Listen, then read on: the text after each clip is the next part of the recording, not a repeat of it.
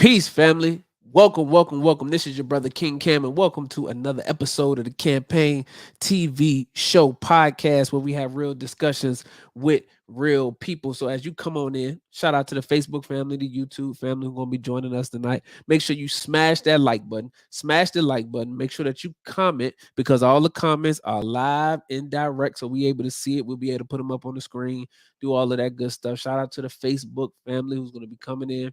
Make sure you hit the comment section. Let us know what city and state you tuning in from.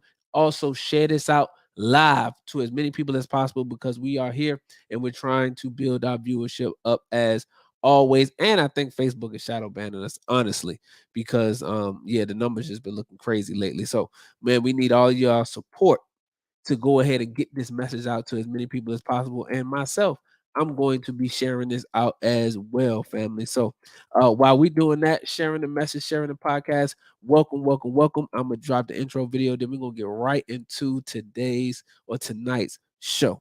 All right. Any leadership that teaches you to depend upon another race is a leadership that will enslave you. Any leadership that teaches you to depend upon another race is a leadership that will enslave you. They gave leadership to our foreparents, and that leadership made them slaves. But we have decided to find a leadership of our own. Not your average nigga, I'm a god out the hood. They can't downplay me, I came up, I'm elevated. I ain't gotta say too much for them to know I'm coming for what's mine. You know they see me in my presence, say they see how I'm coming. Young, but you not just gonna finesse me like you did my peoples. And then back when you said they was emancipated. This ain't that. Your head too big, you feeling yourself. The game wasn't fair, you had the advantage, we wasn't educated. I don't look at you people the same. Your worst nightmare, my skin tone about them chains. Not no circus lion, son, I can't be tamed. You gon' have to kill me, pussy, Toby ain't my name. Y'all still wanna think our history started when we were slaves? Come on now, talk about them pyramids we made. I was chosen by that man, you know y'all just been running game. The nerve of you acting like I ain't.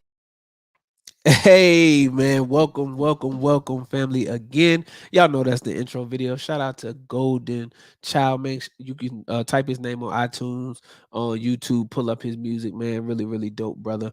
Dropping that conscious music with that vibe from the streets. So you know it's nothing corny. All right, man.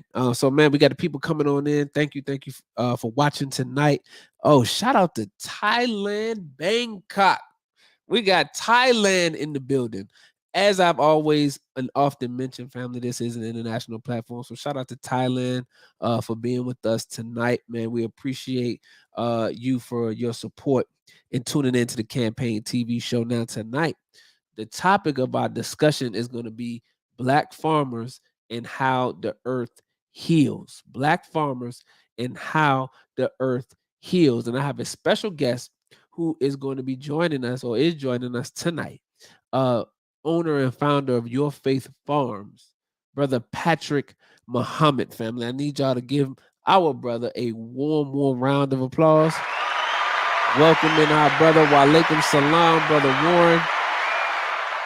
Yes, we certainly appreciate everybody who's tuned in. Shout out to Brother Warren, who's been a supporter of the Campaign TV show for quite some time now. But we definitely have Your Faith Farms in the building, Brother Patrick Muhammad. Man, this is obviously, you know, a brother who's been kissed by the sun. Brother who's been kissed by the sun. But he's a Black farmer. He's an educator. He's a student minister. He's a father. He's a husband. He's an author, right? He is, you know, an entrepreneur. And as we are taught in the Nation of Islam, is, you know, the God is a God. The Black man is God, family. So, man, this brother is going to be coming on. He's going to be talking to us about his journey in transitioning into a Black farmer. And I'm not going to say too much. I'm going to let Brother Patrick speak about his story. But you're going to be very, very interested in what this brother has to say and some of the obstacles he had to overcome and still going through as a Black farmer. But it's very important that we get into these type of discussions because you see more and more Black people purchasing land, right, family? You see, shout out to Philadelphia in the building. You see more and more people taking the initiative, wanting to know why we should be purchasing land. How can they get into land? You know, how much money do they need to have? What does your credit need to look like? People want to get into farms. And as we see what society is turning towards, what the world around us is looking like, we are more interested in safety and security of our families and our communities, and that ultimately means there has to be land ownership. You can only be but so safe and so secure in the cities and the, in the city blocks and things like that. So how are you able to grow your own food? How are you able to sustain your own energy and things like that in the city? More people are moving out now, purchasing their land, family. So if you just joining us, welcome to the Campaign TV show. I'm your host, Brother King Cam. I'm here with Brother Patrick Muhammad, owner, founder of Your Faith Farms. He's going to be talking to us about black farmers. So, Brother Patrick, without further ado, brother, man, please introduce yourself to the people. Yes, sir. Assalamu alaikum. It's indeed a great honor to be with you, Brother King Cam. Um, I am a product of the Million Man March, and I always like to start that way because it's because of that day that the path that I have been on for the last 20 plus years was inspired by the Honorable Minister Louis Farrakhan. Originally born in East St. Louis, Illinois, the city of champions. And, we always knew that we represented the city in all that we will do, good, bad, or indifferent. And so when I went to the Million Man March as a college student, as a basketball player, as a new Alpha Phi Alpha, I was decked out in my black and gold. We took the university bus Yes, sir. and went to the Million Man March. And I missed Midnight Madness that year. My coach let me go. He had gone to the march with Dr. King, so everything was lining up. And so I stood on the mall, with the other 2 million black men. And that's my first time hearing the Honorable Minister Louis Farrakhan live. And I was down by like the first reflecting pool. And when I think back to that day and where we are now, and my relationship to the Nation of Islam and the responsibilities that I've been blessed to house, you would never think that a little kid from East Boogie, would be actually helping the Honorable Minister Louis Farrakhan in more than one way. So, I moved to Atlanta. I was blessed. I have to give a shout out to and rest in peace to Brother Herman Muhammad. Brother Herman Muhammad, Sinister Mr. Black, actually introduced me to my wife. Wow. He said, brother, that sister right there is going to be your wife one day. And lo and behold, he was a prophet in his own time. And so I was blessed in 1999 to marry Sister Ishtar Muhammad. We've been blessed to be married now right at 22 years. Yes, We have sir. 3 beautiful children. One to be graduated from Spelman in just a couple months.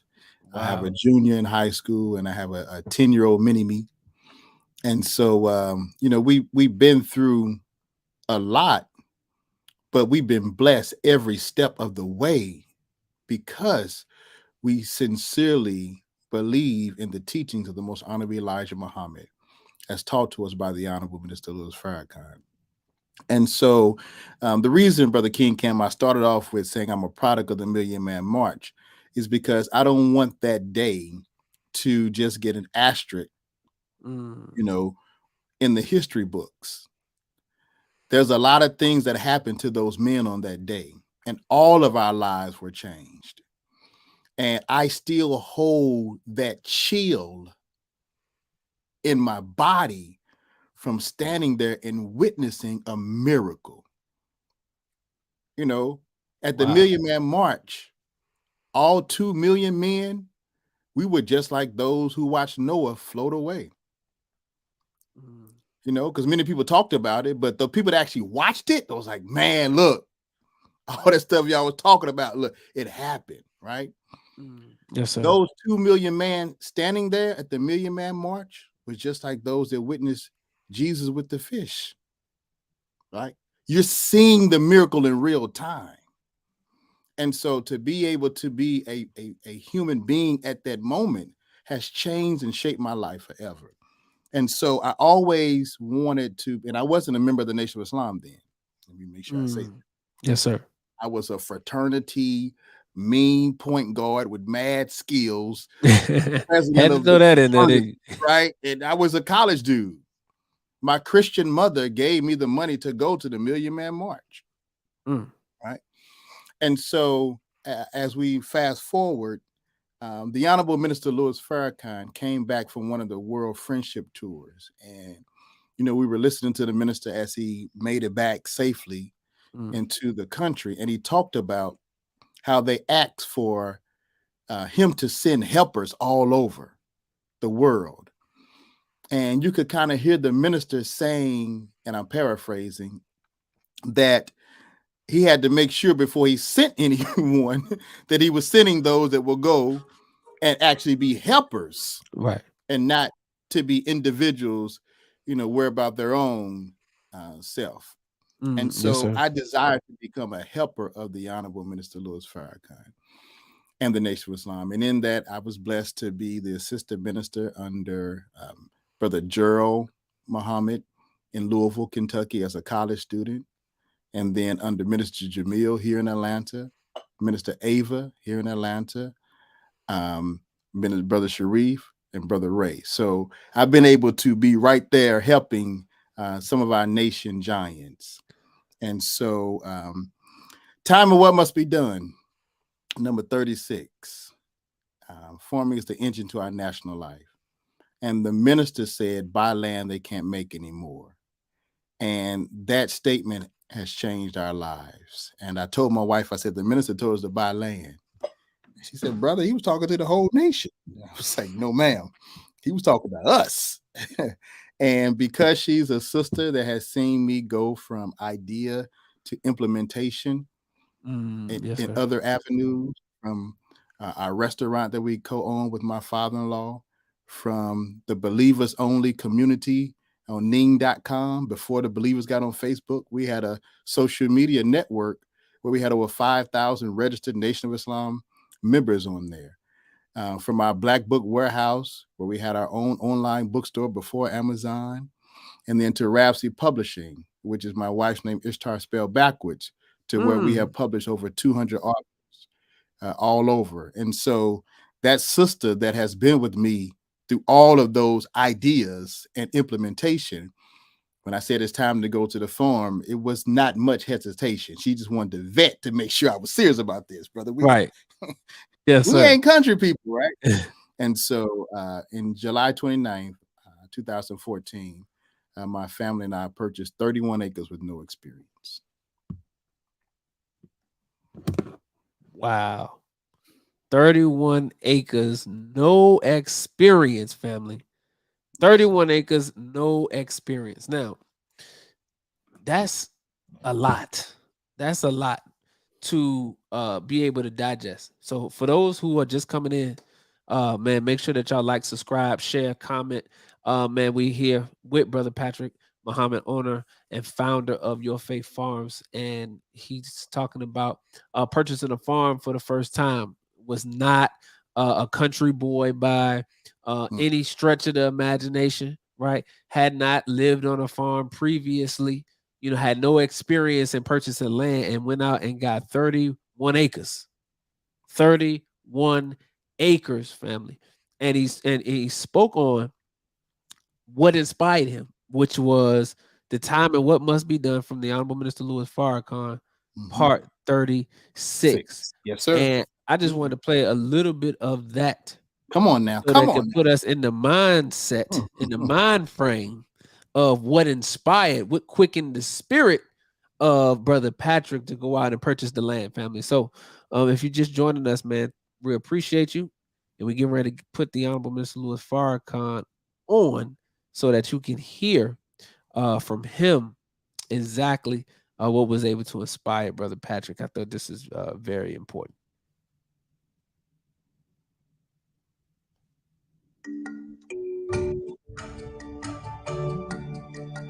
How's the sound, Brother Patrick? Yes, sir. I can hear it. From around the globe, in sold-out arenas and humble churches, from out on the streets to your screen. And now, the time and what must be done.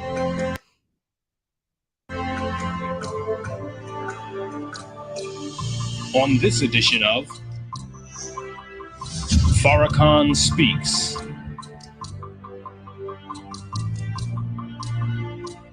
Greetings to you. I am Minister Louis Farrakhan, National Representative of the Honorable Elijah Muhammad, that great preacher of freedom, justice, and equality to the Black man and woman of America and the Western Hemisphere, and to the Aboriginal people of the earth, the eternal leader of the Nation of Islam, and a warner to the government and people of the United States of America and the nations of the earth.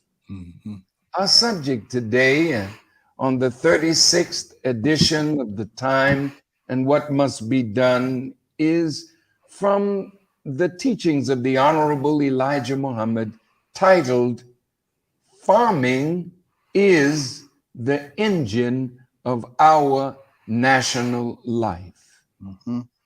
Many of us who pursue a profession in life never give a second thought to the fact that farming and agriculture is the first profession that Allah God introduced to man. If we study the book of Genesis, which represents the beginning of this world, and it also represents the beginning of every nation. Yes, sir.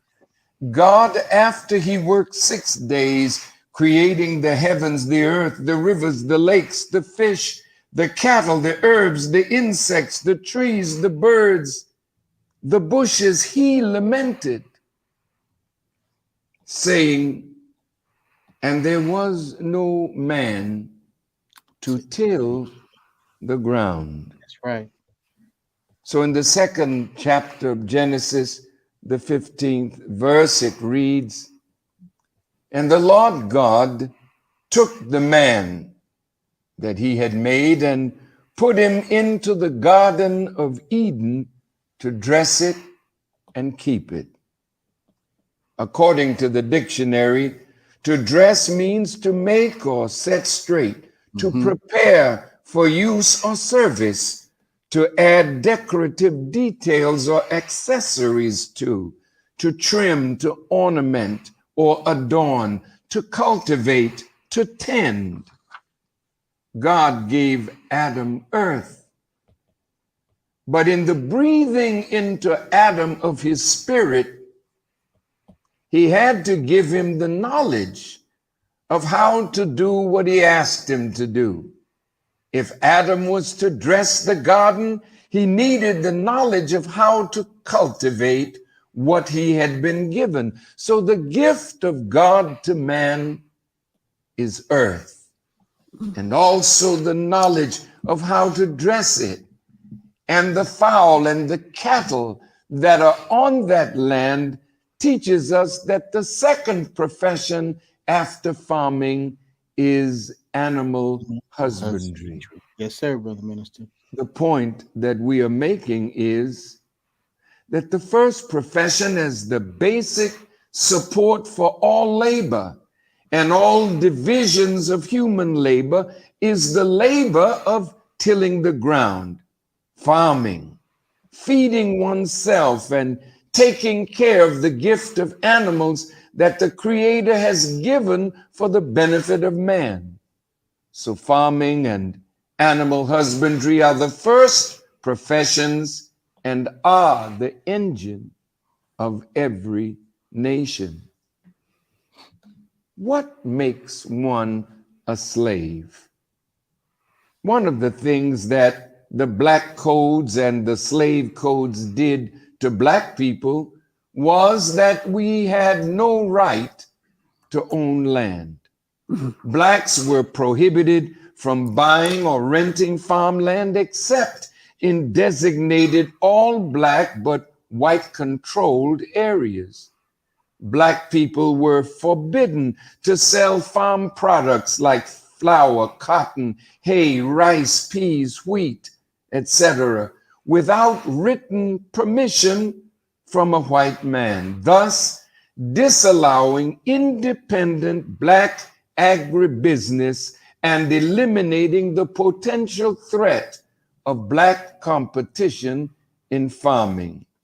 From 1865, the time of emancipation, to 1910, blacks had risen from slavery, where we owned nothing, to acquiring 16 million acres of land, mostly in the South.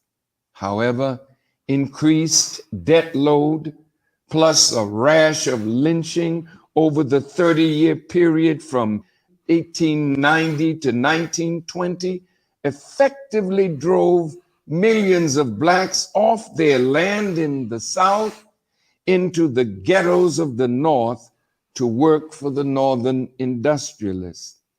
As of this broadcast, black farmers own less than 4 million acres of land, a 75% decrease of what we were able to amass by 1910, 45 years after slavery. We own 16 million acres of land, and since ownership of land is the basis of independence, then there had to have been a scheme to deprive black people not only of the land, but to destroy in us the desire for land or even to work the land. One of these schemes was the sharecropping system that blacks had to endure to work their land after the time of emancipation and Reconstruction. In this system of sharecropping, all the sharecropper brought to the arrangement was his labor. The planter provided the land, animals, equipment, seeds, and other items. The landowners also commonly advanced credits for the farmer's living expenses until the crop was harvested. The system was open to considerable abuse because the sharecroppers, for the most part, were uneducated, commonly illiterate, as it had been illegal to teach slaves to read. The landowner marketed the crop and kept all accounts. He charged interest on cash advances, often quite high interest. He also commonly operated a store where the sharecroppers had to make their purchases. The normal arrangement was that the sharecropper got half the proceeds from the harvest, but the landowner then deducted cash advances, which, because of high interest and dishonest accounting, commonly left the sharecropper with very little or even in debt. So here we are in the 21st century, and 75 to 80% of what we once owned, we don't have. We are more dependent now than ever on someone else to feed, clothe, and shelter us. In 1970, All right, family. All right. Now, if y'all are just joining, because the minister dropped so much game, so much teaching, right? The minister said that land ownership is the basis for independence. Land ownership is the basis for independence, family. If you would like to listen to more of that, you can go to YouTube and you can type in the time and what must be done, part 36, the Honorable Minister Louis Farrakhan, and you'll be able to pull that up. But this is the broadcast that sparked the idea in Brother Patrick to go out and purchase land. So you had never lived on a farm before, Brother Patrick. You No, sir. had never been farming, anything like that. And then you heard this lecture from the minister broadcast and said to Sister Ishtar, we got to go buy land. The minister said, we got to go and buy land. And then you find 31 acres. Can you talk about the process in you finding the 31 acres? Because I think it's important when people hear, we got to buy land, we got to buy land. Okay, cool. But what does that look like? Like, how do you start the process of actually finding land and then going from there? Absolutely. So, Allah's the best of planners. And so after the inspiration, I initially found the land for the FOI in Atlanta. And so between the FOI in Atlanta and a small group, we were going to just buy 100 acres. And I wasn't going to be the farmer. We were going to be the farmers. And as things began to transpire, I just had a little bit more excitement about it than, others at that moment. And so a smaller circle of us came together. I was blessed to meet a brother who's still a day-to-day phone call away by the name of Wayne Swanson. Because I was telling everybody about land. I got to get land. So I was giving Wayne Swanson's information. I was told that he had 30 plus acres and a black man. And so I cold called him one day and I was like, hey, man, I heard you got land. You don't know me. I want to come to your land. He was like, what did he do? Right? And so literally that was on a Thursday. He said, I'm out of town. Come by the farm on Saturday. Brother Leroy and myself went to the brothers' farm on Saturday. I was amazed to walk 36 acres with a black man and listening to him. And, my question was, so did you inherit it? Did somebody die? Did you hit the lottery? And so he began to describe how him and his family had saved their resources and pooled their resources amongst themselves and bought the land. I was like, that's our teachings, right? Yes, sir. And so now imagine, I've only known this man for at this point an hour. Right. Before we left, he said, if you're interested and you're sincere, then brother, I'll take you to my source. You can buy some cows. You can put them on my land. That was October of 2013. It was right before the Honorable Minister Louis Farrakhan and the Nation of Islam had Day of Atonement in Tuskegee, Alabama. Yes, sir. And so we are in Tuskegee, and many of y'all know the assignment that I'm blessed to have when the minister's in the southern region. And so at this particular time, the Honorable Minister Louis Farrakhan didn't come to Tuskegee. So that means my assignment adjusted, right? And the new assignment I got, Brother King Cam, was to keep the bikers from coming downtown to disturb the march because the Day of Atonement, because it was outside. Okay. So yes, what sir. that did was that put a brother Frank from DC and myself traveling the outskirts of Tuskegee, Alabama, in the woods, brother. We going in the woods. We looking at farmland. And so now I'm like, man, this is perfect, right? I am wearing Brother Frank out, right? And Right. days to this day, like, brother, that brother was so. I talked about cows, about land, just amped about coming from Wayne's property, etc. So fast forward, we get back. I take Wayne up on the offer, myself and about 6 more brothers. In December 8th, 2013, we bought 8 cows, pulled our resources together, put them on Wayne Swanson's property.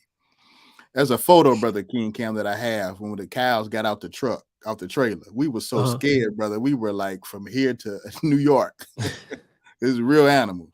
I can imagine. And then from that inspiration and being with Wayne every weekend, I just knew that this was something that we desired to do. And so April 4th of 2014, we found this property 1 mile from our previous residence. And then we closed July 29, 2014. So you asked me, how did you come about that? I have a Mercedes-Benz, a 2005, that I had when we began to desire to find the land. I had 65,000 miles on it. And I want y'all to listen to this. I never left the state of Georgia, but in between the Day of Atonement and April 4th, I had 103,000 miles on my vehicle.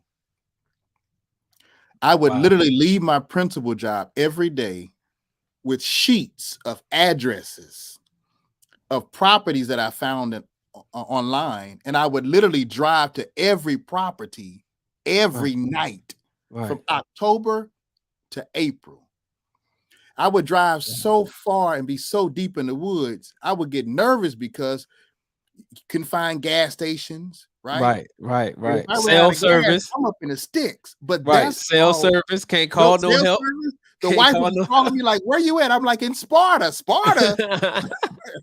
Right? I would go 2-3 hours outside the city looking because I knew I got the instruction.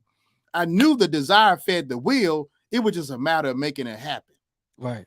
And so in April, I got frustrated, right? When all else fails, there's Islam. I got frustrated. You know, I had a good paying job, but I couldn't get qualified. I was like, man, something's going on. And so I literally, the road that we live on now, King Cam, I don't know if I ever told you this, the road that we live on, I used to get home so late picking my children up, and my sister would pick my children up from the neighboring school. We used to cut down the dirt road, right? Because it was always dark, I never saw the farm, right? I never saw the farms on this property. And so when the property finally came available, I contacted the lady and she said, "Sir, I just put the sign in the yard today. I'm not showing it to you today." I said, "Well, you're going to show it to me tomorrow."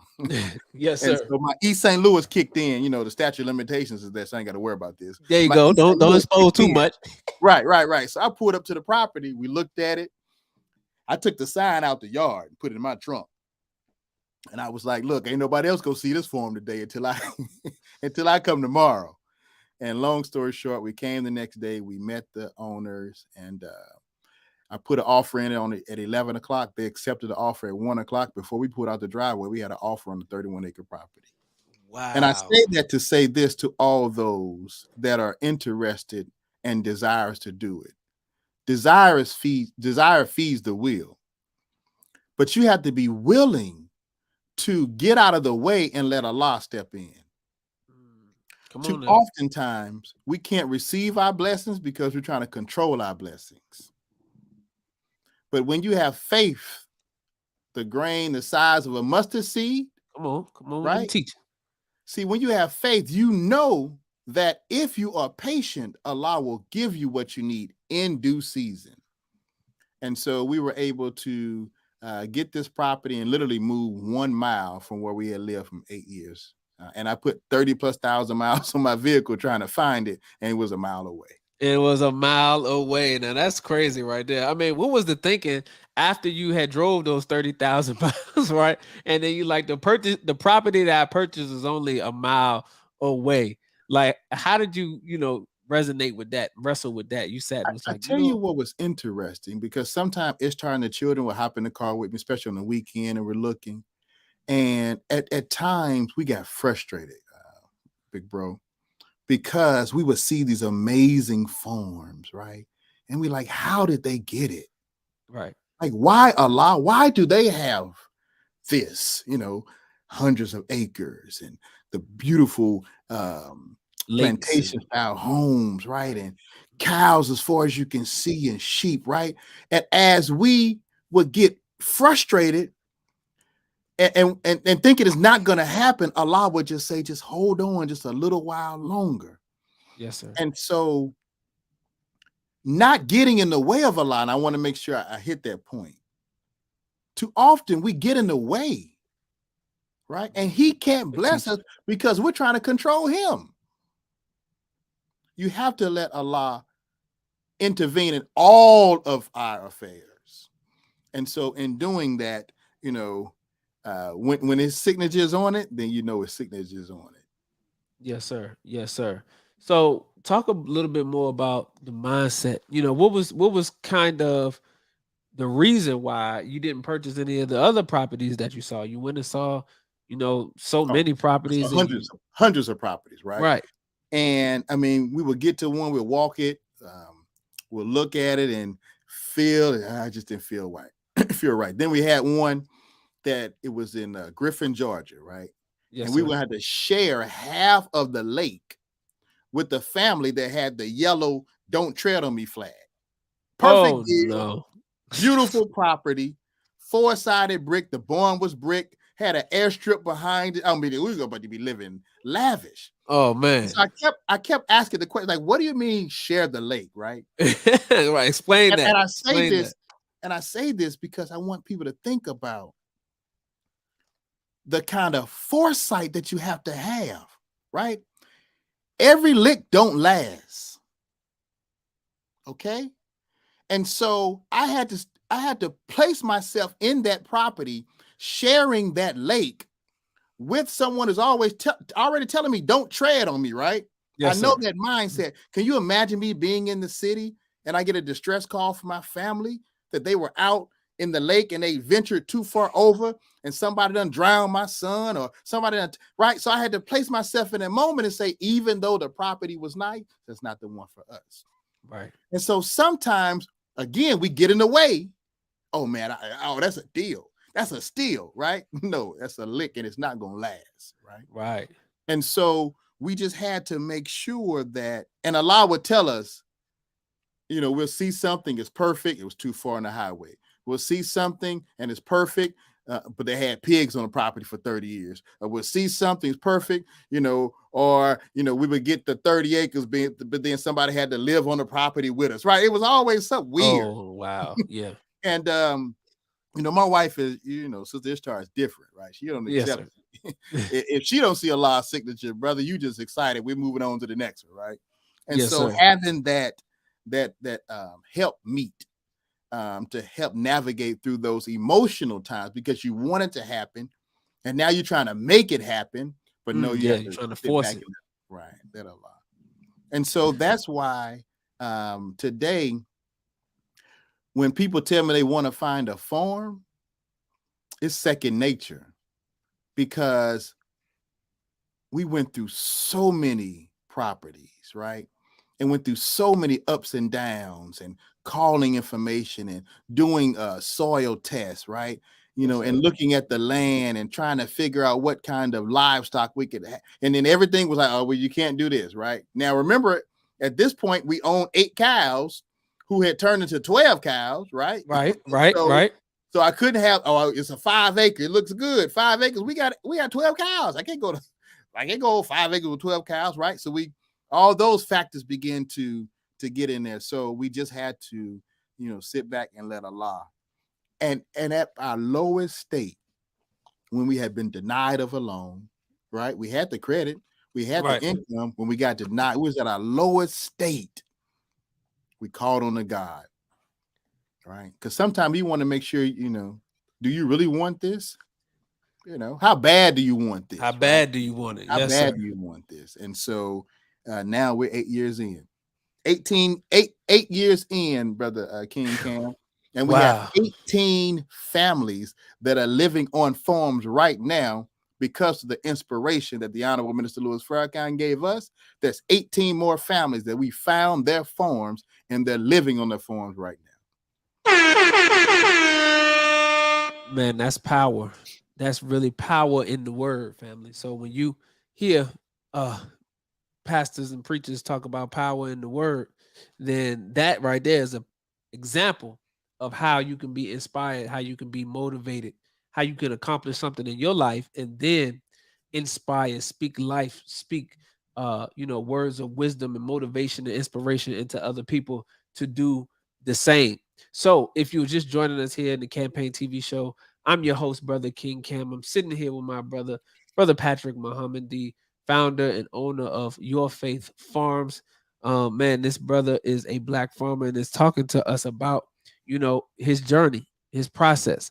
He had not previously been a farmer.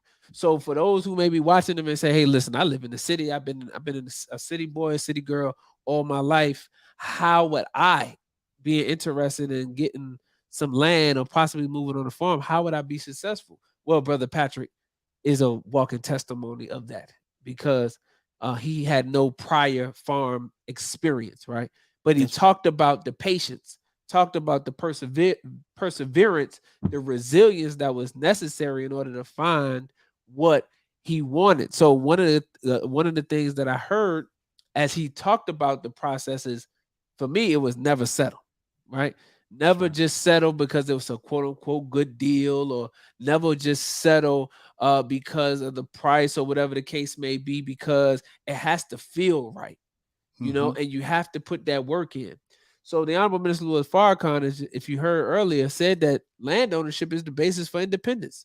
And as we look at this world going out, we look at the state of affairs as it pertains to the government, the state of affairs and our federal level, state level, local level, what's happening in our communities, what's happening with the food, the water, overall health of the people. We are looking at pestilence now. You go into Kroger, Walmart, all of these other grocery stores, there's no food there. Now you have food deserts, which is even in an even worse condition than what they already were. Because remember, Black communities were already food deserts, but now they don't have the bad food. They don't have no food. So now people are getting to thinking, okay, I got to grow my own food. You've been hearing this. I got to grow my own food. I got to get me some land. Brother Patrick went out and did that. So I want to read from Message to the Black Man, where the Most Honorable Elijah Muhammad talks about purchasing real estate, right? Yes. And then what to do with it.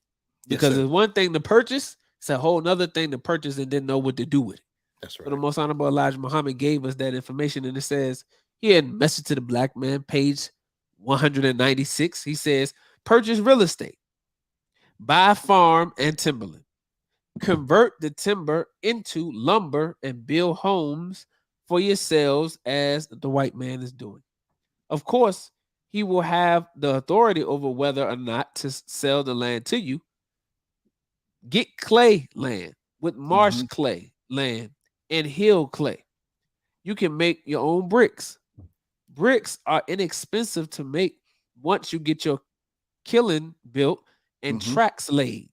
The greatest expense would be coal or gas to fire your bricks. Build brick homes for your own people and sell them to your people at a very reasonable price. Try and save your people from unnecessary high price buying. Take your cotton to the mills and have it converted into lint. And take the lint to the textile mills and have it converted into cloth. You are very smart. We have many technicians among us who are about as smart as they come. Why shouldn't we get together and produce something for ourselves? So you want to, and I should let me double back because I want to read this part too, which is very important. The economical way to use the money you save is to first buy farmland and produce your own food. Come on now. Key, right? Produce your own food. You can raise enough cattle, sheep, cows. Remember, Brother Patrick said he had 8 cows and didn't even have a farm at first, but he had 8 cows he had on another brother farm. And a Benz. I need to have a truck. Right, had 8 cows in a Benz, not 8 cows in a pickup truck. Okay, so the Most Honorable Elijah Muhammad said you can raise enough cattle, sheep, cows, and chickens by the thousands if you try following our program. We could cut down our own clothing bills. Some of us buy about 30% and yet be well dressed. Again, in this way, we could build a national savings bank from deposits from ourselves for ourselves and invest our money into the purchase of necessary things for our nation. Then you could cut down your present high cost of living. So what the Most Honorable Elijah Muhammad gave to us in that particular portion was how to buy the land, what you do when you buy the land, how you can monetize. This is the terminology we use today in 2022, right? How to monetize your farmland. So, Brother Patrick has actually took those teachings and utilized them in his own personal life. So he went out, decided he was going to buy land, right? Didn't, people, we kind of like to do, Brother Patrick, what we like to do is, most people like to stick their toe in the pool to see if it's hot or cold. But, growing up in East St. Louis or, in other urban areas, most of the time, if you try to stick your foot out and put your toe in the water to see if it was hot or cold, somebody was gonna come behind you, push you in, and say, "Stop playing, go ahead and just get in there," right? Whether you could swim or not. We was crazy as on the way, but we would do that type of stuff. But what I'm saying is, some of us like to try to tiptoe, put our foot in, put our foot out, and then some people like to jump right in. So some of us will say, "I want to buy some land, but I'm gonna get me about 2 acres, and then I'm gonna see how that works."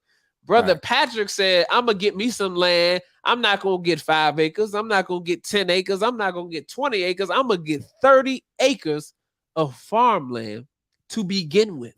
Mm-hmm. Talk about that mindset and process of you going for 30 acres right out the box.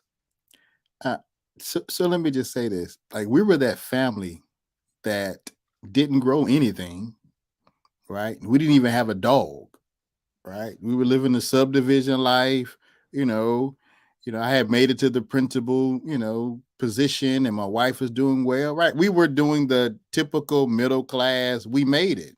Yes, sir. But again, I'm from a different place, man. East St. Louis just don't make no ordinary cats, right? Yes, and sir. So I was just never satisfied. And so I knew, and I know that we are on this earth to fulfill a purpose, right? And I know that we can impact more lives if we keep striving to please Allah with all of our life, all of our breath, all of our energy. And so our 8 cows that turned into 12, when we brought them here, it was no turning back. We sold our other house, Brother King Cam. Right? Yes, sir. So I didn't do it to where, like, I bought some acres on the side of the highway and we go visit. No, Right. We sold our house. Right. And we're living on a farm. And I want people to understand this. That first night on the farm, my family didn't come. It was just me, and I had a dog named Queen that I got from Wayne. Mm-hmm. Brother King Cam. That first night, brother, it got dark. Dark. I'm talking Zimbabwe dark. Right? And yes, I ain't never been to Zimbabwe. Right? Yes, sir. It was so dark, brother. And you've been to my farm, right? I have lights now. It was no lights. Right? And so I was like, okay, I got to get ready because the queen coming here. I got to man up. See, a farm will man you up. Trust me. Yes, man sir. and woman you up, right? Yes, sir. And that first night, right? I don't even think I had the power on the property, right? And so me and Queen, her name was Queen the dog, we walking down the driveway, right? And all of a sudden, I feel an energy, right? And an owl swoops down out of a tree and comes right over my shoulder, right? And turns just enough so I could see the wingspan. And then it takes off back up into the darkness, and you barely heard a sound. But it was just enough to let me know, like, hey, bro, it's something else here, right? Right. You're not here by yourself. Honestly, that moment, I still feel it. Like, it was very humbling. Yes, sir. But I say that to say this. What you're going to experience and what we have experienced, we would never have experienced if we wouldn't stepped out on faith. If we wouldn't have got out of our comfort zone. If we wouldn't say we got to depend solely on Allah because we didn't know what we were doing. I didn't know how to put up fencing. I didn't know how to run irrigation. I didn't know how to get cows in a trailer. I don't know how to get cows out of a trailer, right? Yes, I didn't know sir. what you're supposed to feed them properly. I went to Kentucky State, but I played basketball. I didn't go to Kentucky State to learn animal husbandry. Right. Yes, sir. Right. I had never grown in the ground. I could barely grow in a pot. Right. All we had was plants at home. You get it from a Home Depot. You put the plant in the living room. Right. Right. Now I got to go in the ground. I got to learn how to till the ground. I don't have a truck. I don't have a trailer. I don't have a tractor. I don't have a tiller. Right. I thought you go to the grocery store and you buy some fruit and then you get the seed out the fruit. Then you plant it in the ground. I ain't know where you gonna get those seeds from. Right. I didn't know there were no farm stores. I didn't know what Tractor Supply was, right? When I say we stepped out on faith, Big faith. we stepped out on faith. And because we depend solely on Allah, he would keep feeding us. He would keep feeding us. Then I would call Wayne. Wayne, he would spoon feed me, right? Then he'll give me a little steak, but then he'll pull back some, because he had to make sure that I desired to do this for my family. And so I encourage everyone that it can be done, but the labor of love that you have to commit to a farm. See, during the pandemic, we didn't have to go to the grocery store by Allah's grace. Man, look at that. Right? Look at that. Look we at went that. outside and cut Swiss chard from March 2020 all the way to July. We went outside and pulled string beans. We went outside and pulled tomatoes. I went to the freezer. We had lamb. We could have lamb in the morning, lamb at night. We had ground beef, T-bone, filet mignon, porterhouse, right? You want shank, yes, right? And I'm not saying it to be braggadocious. I'm saying because we stepped out on faith, Allah had prepared us by that time that we were able to sustain ourselves, right? And so it can be done, but you have to believe in Allah. You have to believe in God. Whoever you call upon, you got to believe in him. You got to depend on him and then get out the way and let him work his miracles. Yes, sir. Yes, sir.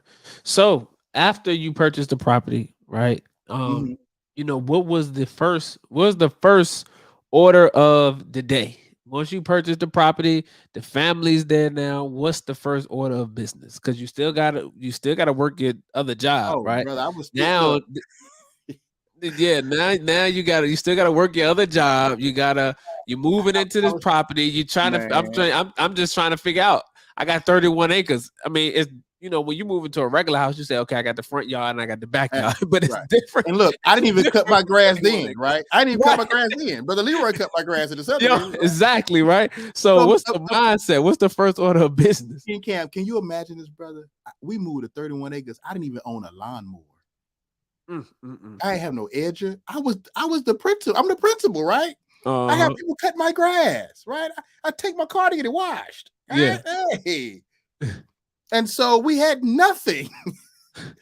And so that first year, we had to dump so much money. And then, I love Sister Ishtar, right? So I kept Sister Ishtar in a very nice property from year 1999, right? Yes, sir. We've always had a very, very nice property from your marble, which if you name it, she deserved it. I went and got it, right? Yes, sir. Then I bring her to a farm, 1950 house. Well, I had to gut it out, redo the sheetrock and painting and, all those kind of things we had to do. To bring it up to modern times, right? The modernized house. I got a modern MGT. I can't take her back. I had to bring it up to modern times. Yes, sir. So then I had to get a truck, right?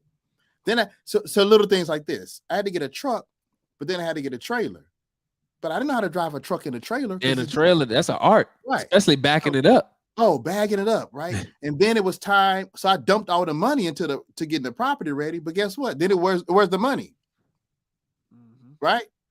I didn't inherit this property. We purchased the property. Right. So now that's when that East St. Louis entrepreneurship kicks in, right? And so I'm gonna give you this nugget, but I'm gonna give you the solution, right? So at the closing, the owner said, you got money in trees. Well, when he said that in July, it didn't make sense to me. But by January, when I had no money, it made sense, right? Right. What do you mean by money in trees, right?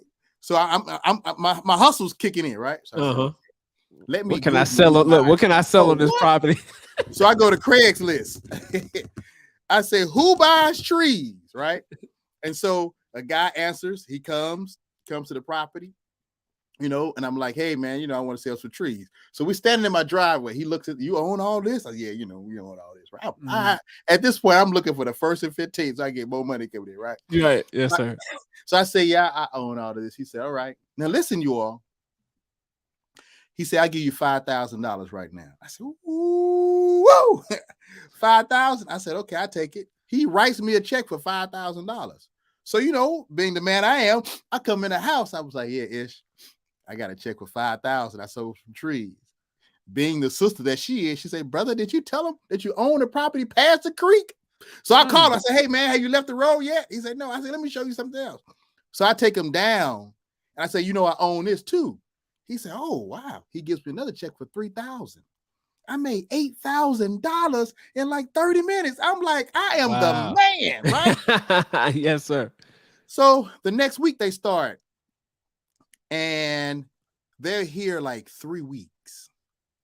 And I swear they took 50, 60 loads of trees out of here. I mean, it was trucks going all over the place, right? Uh-huh. And so I'm starting to think like, man, when did I get all my money? Because they taking a lot of trees. Right? That's what I would have been looking like. Wait a minute, 8,000 for 50, 60 trees don't look like it's adding up. Look, so and the man, he knew I was just as green as he could come, right? So listen to this. So he knows my schedule, right? So I know they were winding down, but I already got paid. I know they winding down. So I come home one day and they're gone. All the trucks are gone. All the heavy equipment is gone. And I got, listen, you all, I got these piles of trees that they didn't take, right? So I called him. I said, hey, man, y'all finished? He said, yeah, man, thank you, Mr. Muhammad. Really enjoyed doing business with you. I said, what about all these piles of trees you left? Listen, you all, he said, oh, well, you can burn them. I don't know no better. So me being the guy who made it through East St. Louis with no record, I called the fire department because I'm the honest guy. Hey, Mr. Fireman, I just wanted I wanted to get a burn permit. I need to burn like 5 acres worth of piles of trees. He asked me a question. He said, was it nature or man-made? I said, oh, no, I had a guy that cut some trees. He left me the piles. He said, you can't get a burn permit. He said, you got to dig a hole and put them in there and let them break down. I said, excuse me, sir, you say dig a hole?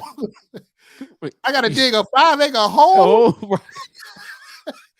Look, I ain't got no tractor, so then I'm thinking like I got to dig a hole with a shovel, 5 acres? Right? Yo, this is all bad. And then he tells me, he said, listen, he said they knew that when they left, right? So listen to this, you all my family out there that's interested in buying land, right? So yes, I made $8,000. Remember I said licks don't last. I made $8,000. They took about 50 loads worth of trees and they left me with nothing but piles of trees and tree stumps, right? The tree stumps, when I called a guy to come and do the tree stumps, because remember they only take the tops. When I called a guy to do the tree stumps, he said, oh, I can come do it. It'll be $55,000. Wow. Right, exactly. So I made $8,000, but to take the stumps, it'd have been $55,000, right? I can't burn the trees, right? And so I just had to let them, you know me, I ain't about to dig a hole. I'm a little energetic, but 5-acre hole, I couldn't do it, right?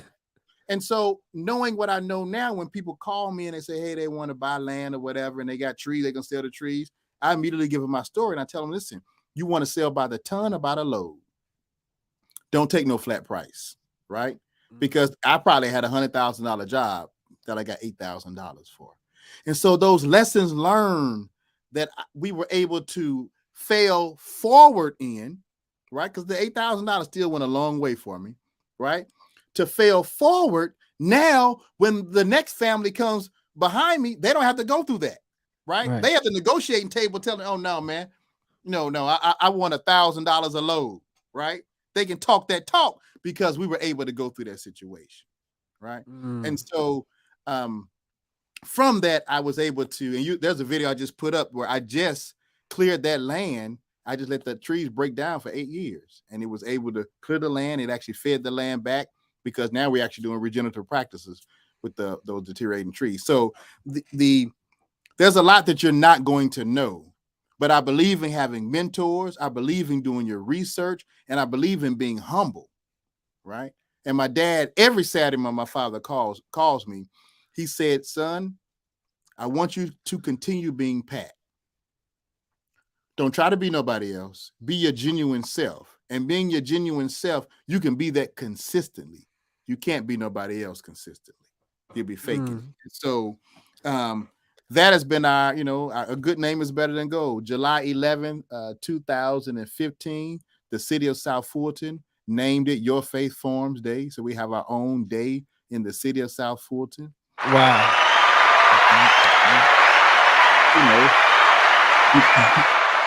because of my entrepreneurship, my East Boogie hustle. For the first 3 years, I took 8 acres and turned it into a soccer field and had 400 children playing soccer. So I made a little money off a soccer field on a cow pasture, so we've been a little innovative there. So now we sell manure. We have 28 pecan trees, so we sell pecans, right? And so we're agpreneurs. I'm a farmpreneur, right? And so we've been able to navigate and be successful. But understand this, there's a lot of money that my wife and I had to put out because we have 31. Can you imagine the fence goes down on 31 acres? Man, brother, that's what I'm trying to wrap my mind around. How do you fence 30? Well, I mean, I know some guys that's doing it now, but I'm like, what is the cost? Oh my goodness, right? Can you imagine? I need to run irrigation. I need to get water to the guy. I need to get water to the cow on acre 29. Right? So, my children were young when we first got. Can you imagine us running 5-gallon buckets out 29 acres? I had no tractor, I had no four-wheeler. Can you imagine I had a Benz? I would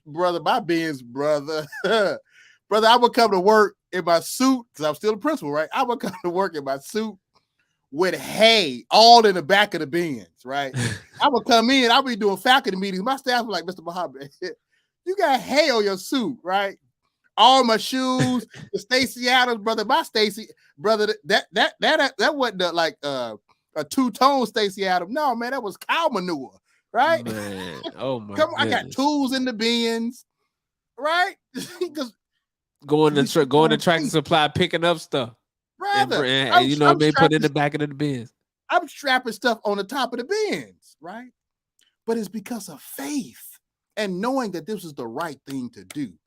And so when you fast forward to 2020, we got a little farm swag now because we've been through some situations.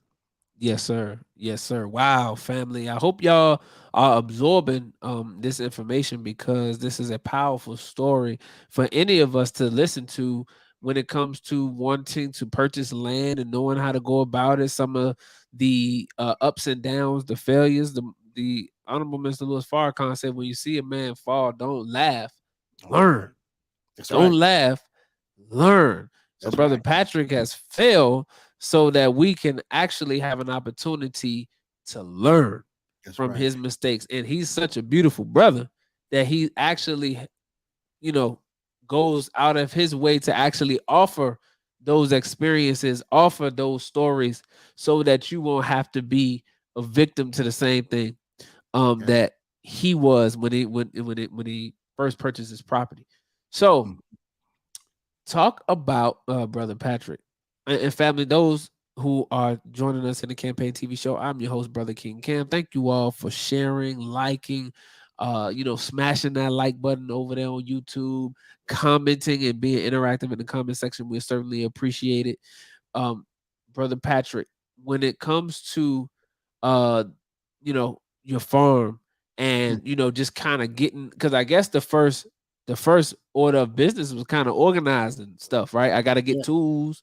I have to, be able, so I could do some things. So I got to go and get tools and all that stuff. And I mean, I guess I would say, what is the thought process behind that? Like, what tools do I go get? Do I just go pick like 2 of everything? I know I need some shovels, some rakes. What's the process on that? So listen, we moved here. I got 8 cows, which are 12 at Wayne's. We didn't out where I welcome. It was never contentious, but I was like, man, if Chip get mad at me, I got to bring these cows. So we end up bringing 9, and I left him 3 just to say thank you, brother, for doing what you did, right? Because he never charged me a dime. Wow, for having those cows, for going to get the cows, right? Yes. And so we bring 9 cows here. So not only did we buy 31 acres with no experience, now we're responsible for 9 cows with no experience. Right. Wow. And just think about it, you all. It's a cow. It's not a Chick-fil-A cow sign. it's a real cow, live animal, breathing cow. Yeah, and a bull, right? Wow. Who wants to get out? Who doesn't want to stay in the section that you want them to stay in? So remember, these are animals with brains. It ain't like I'm going in the house at night and the cows say I'm gonna stay right here. You just brought me from a strange place, brother. You just took me out of the trailer. You just gonna let me out, right? So, and brother Cam, you've been here. The first couple months, I was so scared to lose the cows. Uh-huh. I kept 9 cows in the front yard because I was like, okay, if I keep them in the front yard, I can see them. I can see them, right? Right. So I put a hot wire around it. I saw somebody on YouTube with a hot wire. I put a hot wire around the front yard with 9 cows. And I would come home every day. I'd be like, 1, 2, 3, 4. Cow, I got them in, right? I wake up in the morning. I would come out the driveway. I was like, okay, I got 9 cows. But remember, I still had to leave every day for 8, 9 hours. Right. So then I came home one day. My cows were gone. And I was like, no, indeed. My cows were gone. Right? So now I'm scrambling. I'm like, where are they? Yeah. Oh, my goodness, man. I didn't know who to call. Chip, 45 minutes away. I couldn't call the wife. I was like, man, I lost my cows. That's my investment. Yeah. Right? I didn't know that cows move with the sun. Right? I didn't know that cows move to noise. Right? A tree go down. You remember that thing? If a tree go down and nobody didn't make a sound. Oh, well, the cows hear it, y'all. Let me tell you who hears it, right? So they go to it. So my cows have found a gap in the fence, and you'll hear farmers talk about that. Right? There was a gap in the fence. And my cows went out the fence to eat some acorns. And I couldn't find them. Man, when I finally got down to the end of the pasture and saw them cows sitting there, I was so happy. So then I learned that, yes, we have grass-fed animals, but we have to have something called sweet feed, right? It's a little treat, right? You train dogs, right? Mm-hmm. It's a little treat that you don't give them every day, but you give it to them every now and then, right? And so that you get them back. Let me tell you this quick one. That we didn't travel because so that first Thanksgiving, we go home to see my mom in East St. Louis. I'm 9 hours away. I get a call from the neighbor that say, hey, man, your cow's at the school. Yes, the school. Wow. Way down the road, like a mile and a half. I know what the school you're talking about. Yeah. I say, down the road. At the school, right? I'm in East St. Louis. So I called my cousin and brother Reginald Muhammad. I say, listen, go in the barn, get an empty bag. Okay. You drive the truck. I want the other person to hang out the back of the truck with the empty bag and say, yo, cow, and shake the bag. Now they on the phone looking to be like, this Negro is crazy. It's 9 o'clock at night. He telling us to go get the truck and an empty bag. It's because we started to learn the nature of the animals. Right. So they go, I'm on the phone with them. They drive, this is before FaceTime and stuff. They driving, my cousin driving, red to the back of the truck, shaking the bag, telling, yo, cow, right? And all of a sudden, he's like, Pat, they follow me, man. I say, keep going, don't stop, shake the bag. They follow me. I say, now speed up, open the gate, let them back in the front yard. It worked, okay. But guess what? Animals are habitual, you all. And so my 3-day adventure home, my cows got out every day at 4:30. They got out every day at 4:30 for that Thanksgiving break. They got out so much that I told Mom I gotta go home. So we leave East St. Louis like 9 o'clock in the morning. I pull into my road about 4:15. We go to the spot at 4:29. My cows will hop in the fence. And so because the animals are habitual, we go, I fix the fence, right? Mm-hmm. I get them in, I fix the fence. At 4:29 the next day, when they come to the fence and there's no gap in the fence, they stay in. And so we began to learn, that's what the animal husbandry, we began to learn the nature and the cycle of the animal, right? It's just an opportunist. There was an opportunity to get out, so we're going to get out. They had grass, they had hay, but it's those lessons and those experiences that you have to go through. So now we can become the teacher. And so we can show somebody how to do it now instead of just talking about it. So when people come to me and say, hey, man, I want to farm. I want to do this, brother. I'm going to do 50 acres organic. I sit there and say, oh, no, you're not. Sounds good. Right. No, you're not. Right. That don't even that's not even rational, right? Yes, sir. You want 50 acres? Let me tell you what organic looks like. It's called organic. It's your hands pulling the weeds on 50 acres. No, start with 4 rows of vegetables. And grow And I from there. guarantee you that would discourage you. And that's why I have so much respect, Brother King Cam, for Dr. Ridgely. Because I didn't understand. I was a brother in the city. Oh man, Doc down there with the nation, 1,600 acres. He should be producing all. Let me tell y'all something.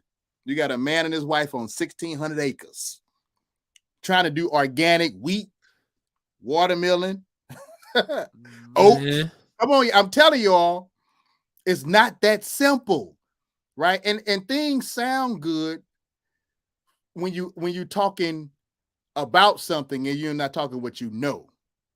Right. Good And point. so it's easy for me to say, yeah, brother, I know what it's like, to have 40 cows. No, I do know what that's like. And I would tell you, you don't need 40 cows on 30 acres. I would tell you that you should only do 1 cow per acre, but I'm going to then tell you that I still wouldn't do 1 cow per acre. I would do rotational grazing, because if you do 1 cow per acre, and you're not doing anything called 12 acres where you're planting a different grass every month, you're going to run out of grass. Then your hay bill going to be up like my hay bill was when I was spending $1,600 every 2 weeks on hay because I ran out of grass because I overstocked my property.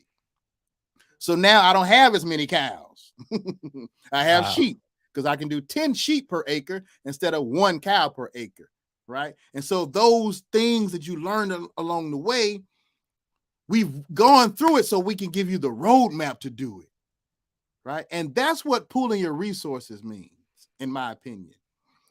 If all of us become a resource, then we're worthy of being pooled, because now collectively we can do more.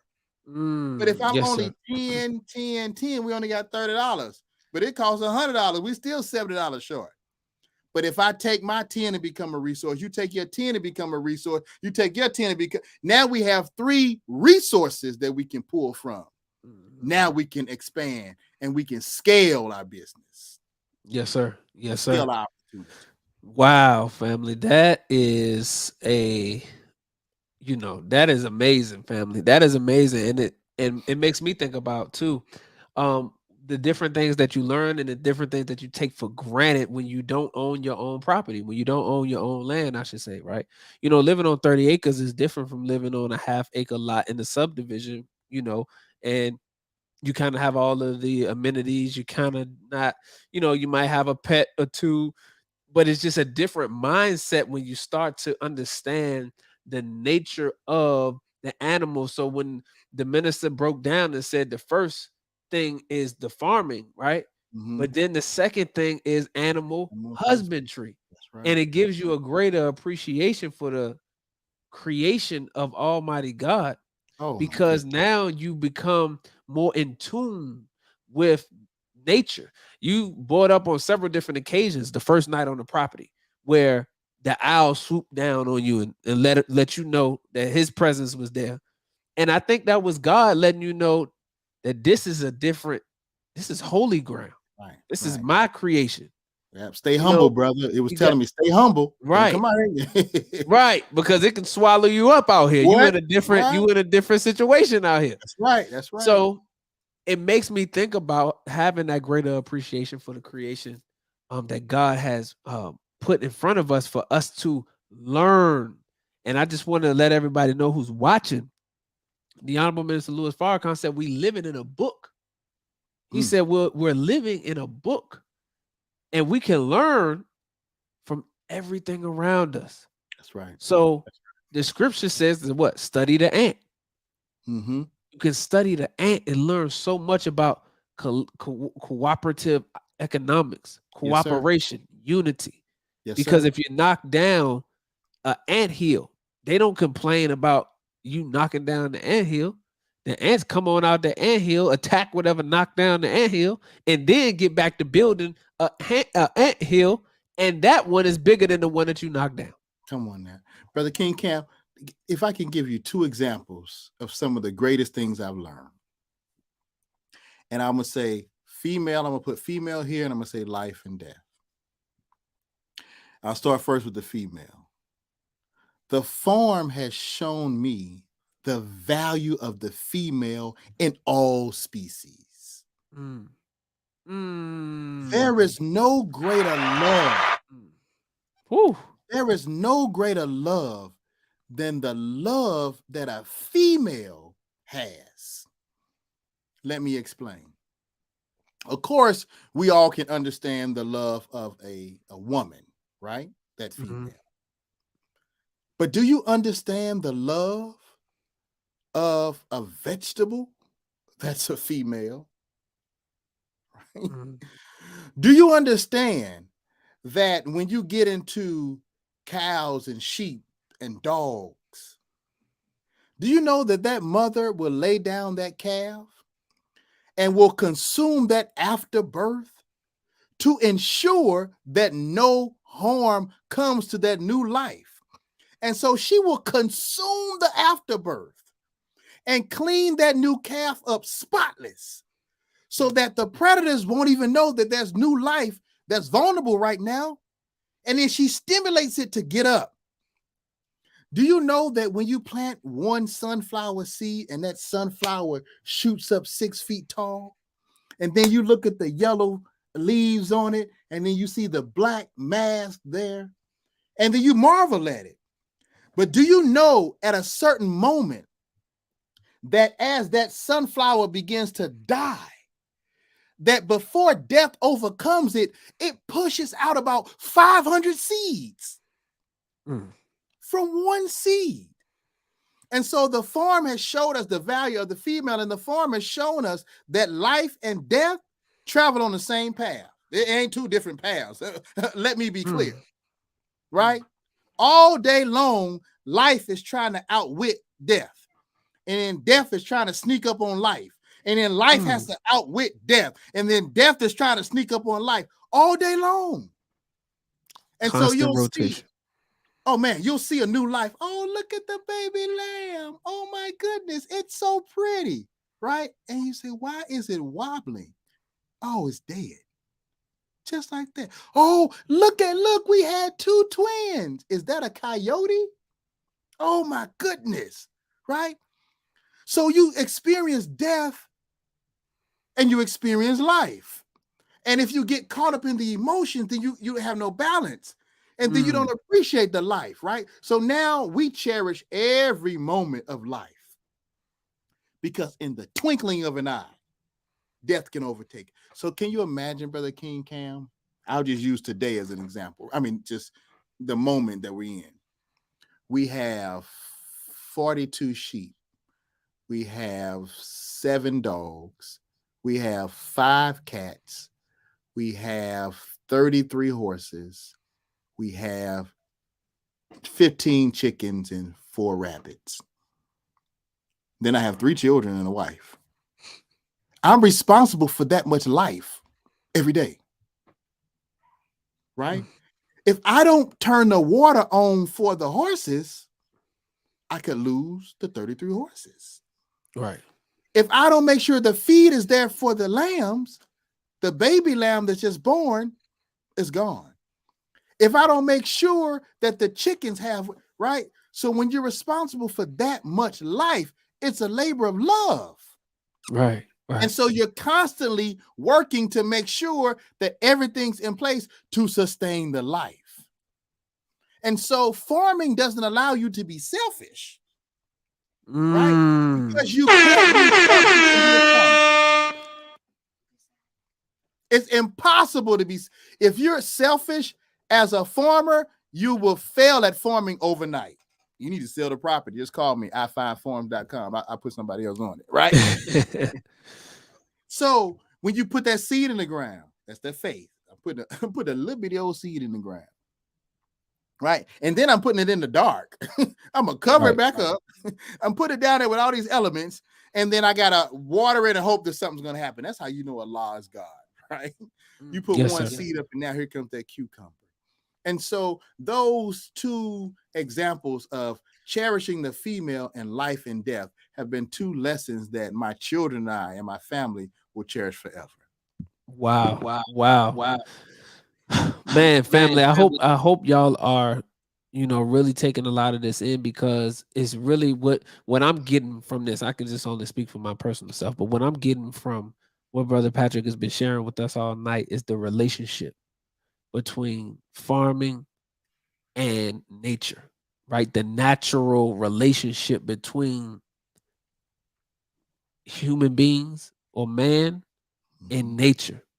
Because now when I think about it, and I wanted to ask this question, Mhm. is it just even with farming or animal husbandry or dealing with animals in general is a labor of love? Because at the end of the day, you are responsible for those animals, right? They're living, breathing creatures. They're Mhm. not inanimate objects like your TV or your ring light or your laptop, right? They're living, breathing creatures that need fresh water, Mhm. food. They need to be looked at. You got to make sure they didn't step on nothing, break Yep. nothing. Yep. Yep. They didn't eat and consume anything where they might die, Yep. right? Yep. And then what do you do when they're dead? And then some people, I mean, because to be honest, I'm just being completely transparent. I own dogs, and I haven't reached the point where none of them dead, none of them died yet. Right now, my Mhm. first dog that I owned, and trained, my German Shepherd, he'll be 9 this year, right? Mhm. So he's up there, he getting up there in age. I don't know what to do Mhm. when, you know what I'm saying? Like at that point in It's time. So free. it's just, Yeah. It's and so when we talk about, and the scriptures talks about, you have dominion over the fish and the fowl, right? mhm, So farming allows you to exercise your godship. Because guess what? mm, I'm saying this very humbly, but my family, we God out here. Now, listen to what I'm saying. Now, I ain't trying to say, I'm saying we're exercising our godship on the land right. with the animals, right? And so we have dominion over them. But you've been to my property. We don't hit our animals. We don't beat our animals. Right. I can stand. Other day, Morehouse polo team practices on the property now, right? Mhm. Hey, young brothers, right? The brother get off the horse and leave the horse down at my last field. I'm up here at the house doing a tour. I called the horse and said, Sheba, come on up here. The horse walked 25 acres down the road by herself. No leash. She walked on up. I opened the gate. She went on the right? Because there's a certain level of love. These animals have emotions. And guess what? They feel our Mm. emotions as well. Yes, Right? sir. So when you're riding a horse and the horse knows you had a tough day, that horse can heal you, right?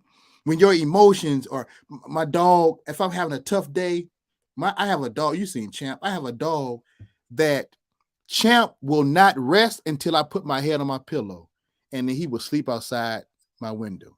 If I get tired and go to sleep in the living room, Champ's outside the living room window, right? Right? We've had a horse that lost a hoof, y'all. She lost a hoof, It was a three-legged horse. We didn't put it down. The horse name was Spirit, right? We showed love to it. We began to mend it. The horse would sleep outside my son's window. So when you can express that amount of love, they give that amount of love back, right? Mm. And so Yes, sir. having dominion over something doesn't mean you rule over with the iron fist. You Right. give it more love. And so now how do you extend that to mankind, right? How do you extend that to your fellow brother and sister? How do you extend that to your enemy? How do you extend that to your friend? And so we've been able to understand how having huge responsibility makes you even more humble. So now I can look at the Honorable Minister Louis Farrakhan and say, man, that's what the minister is so, everybody said, the minister is so humble. Look how much responsibility that he has, right? That humility is something that you can't go to TJ Maxx and check out humility. Mm. Right. You can't Google humility and download it into your body. Right. It's something that comes over time from labor of love. Wow, that's powerful, man. This is extremely powerful, and we haven't even got into you trying to process the meat and all of that kind of stuff. Brother Patrick, it is going on an hour and 27 minutes, brother, and I don't want to keep you all night. I certainly Yeah. appreciate. I had to come back, Brother King Camp, so I can show them that it's some money on the farm now. Man, come I on, done we're gave gonna his have to version. do. Yeah. Yes, we're gonna have to do part 2, brother, because we didn't even get to the meat processing piece, the white supremacy and stuff. Man, we didn't even get into all of that. I didn't even tell you how I'm flipping kilos. Man, bro, That's see, you're gonna have to come pounds back. of beef and lamb, right? See, Yes, I sir. will always hit that note, right? Yes, sir. It's called Man, livestock, right? man, It's this is called this. cash cow. Wow, that's it. That's it, family. So, brother Patrick, we're gonna have to come back and do another. We're gonna have to do a part 2, That'd be because maybe this we'll do brother, about horseback. yeah, hey, Mike could do that. That'll be sweet.